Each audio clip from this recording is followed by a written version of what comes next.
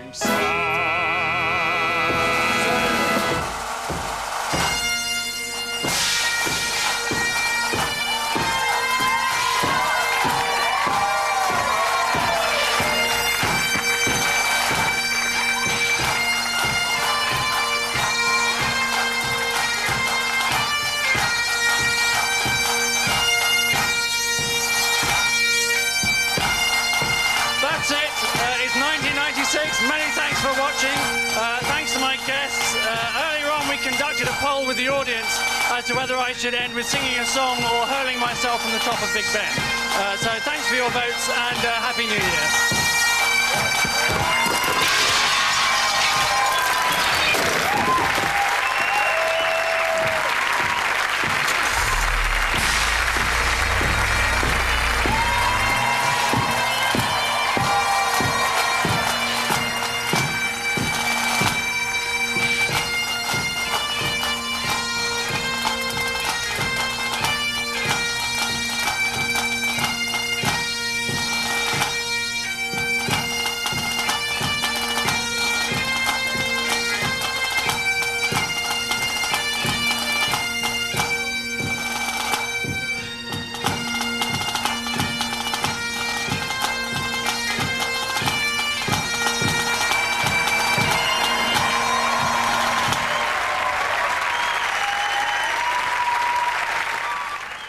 Sit tight this New Year's Day. At 5:55, be shaken, not stirred. My name is Bond, James Bond. And nothing ruffles your favourite secret agent. How reckless of me. I made you all wet. Yes, but my martini's still dry. It's not all happy families at 8 in EastEnders. Your father chose to leave. He nearly broke my heart and he nearly destroyed the lot of us. At 8:30, Gary needs to get his priorities right. Man's best friend should be his wife. I think you'll find that pride of place belongs to his dog. Welcome to Delhi. A new life and a new love in India. She's a girl.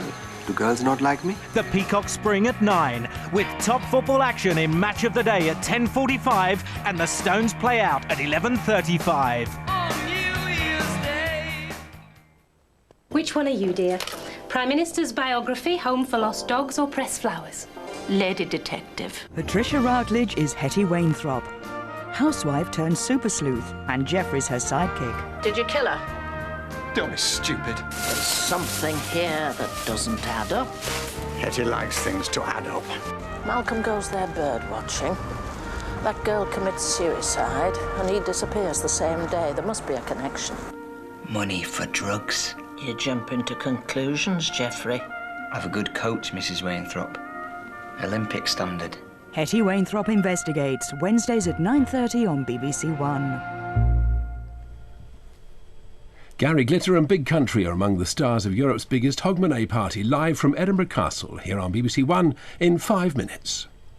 And before that, a New Year message from the Archbishop of Canterbury, Dr. George Carey.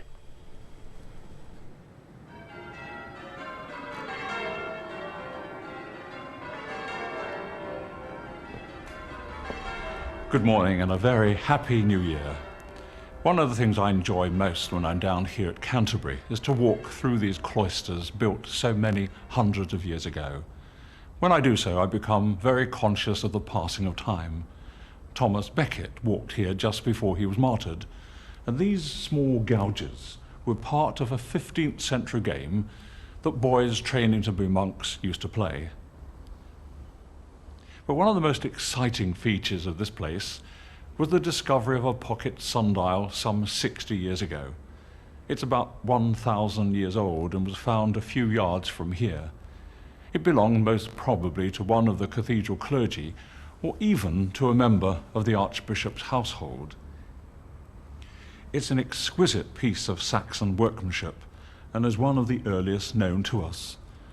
But its purpose was not just so that he could tell the time of day. Indeed, it could be called a prayer watch, because these marks indicate the times when the community should pray. So if the owner was out on his journeys, he knew when his colleagues would be praying back here in Canterbury, and he could join in with them.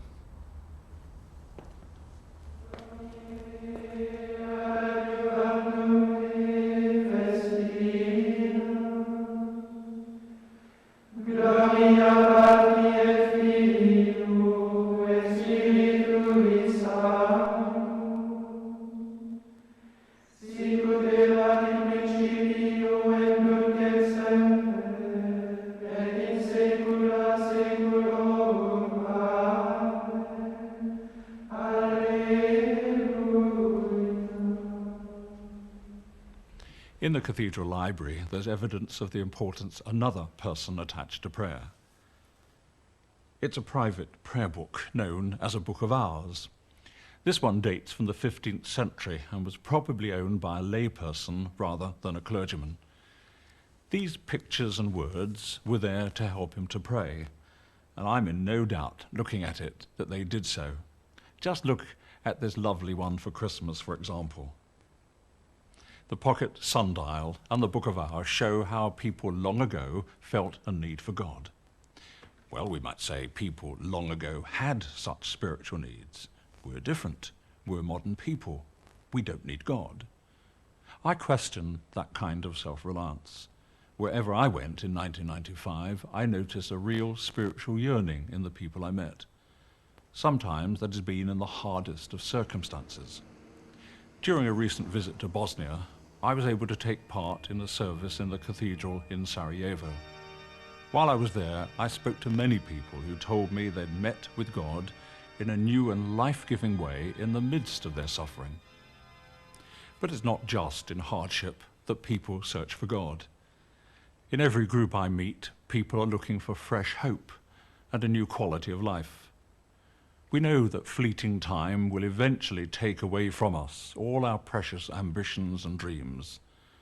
But there is a restlessness that is looking for something beyond ourselves, the love of God which lasts forever.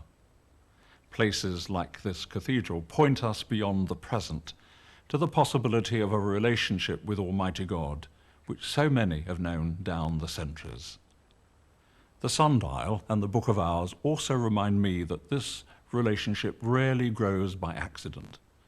Like their owners, if we want to find the answers we're searching for, we need to make time to pray and to seek the same Lord they spent time with.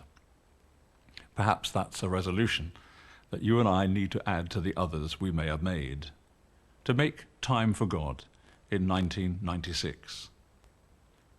Once again, a very happy New Year to you all.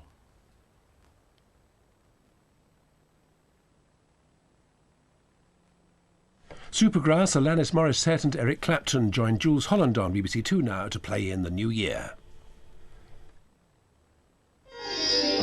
India, 1959. Sir Edward Gwydion summons his daughters to a new life. With a beautiful new governess. It must be difficult to be so desirable. With secrets to hide. You've had his love from the day you were born. You've never had to build your life on lies.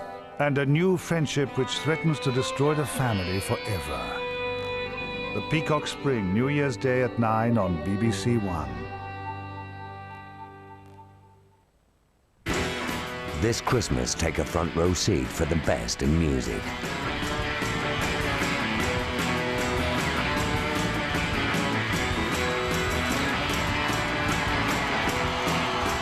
The Rolling Stones Voodoo Lounge Tour, New Year's Day, 11:35 on BBC1. Are you feeling good now?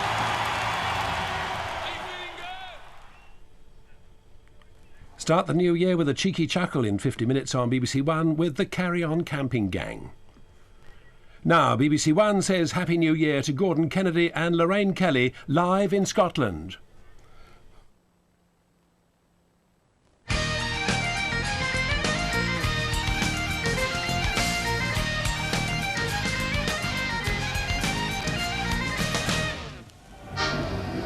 Hello there! Happy New Year to the rest of Britain. You've joined us and Europe for this amazing party. Exactly. Nice that you can make it better late than never, but really, where were you? Now, to reiterate, for those of us who have just joined us, we are coming to you live from Edinburgh, and you can probably hear right now, this is the biggest and best Hogmanay party on the planet this evening. It certainly is. It's absolutely massive. You can see, we reckon there's about 250,000 people out there. It is extraordinary. The new year was launched literally with a bang, a huge big gun salute set off by Tam the Gun up there in Edinburgh Castle. It was extraordinary. There's been amazing scenes. Look at this. The celebrations have been going on for the past couple of days, actually, all culminating in this huge party. It's just extraordinary. There have been amazing scenes. Why don't you take a look at this?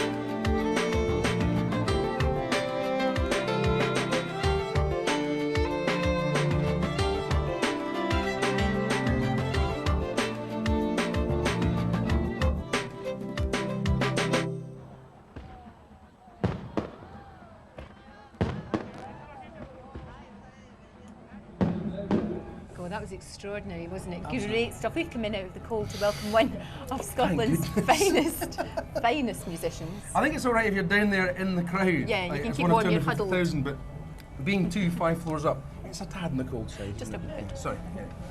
So Well, we're wasn't it? welcoming one of Scotland's finest musicians. Ah, that's right, that's right. Now, of course, Yes, we are. one of the great traditions of Hogmanay is blending the old with the new. So it gives me great pleasure to welcome one of my all-time heroes. Another old-time hero. Yes, a brand spanking new version of Midge-Ure.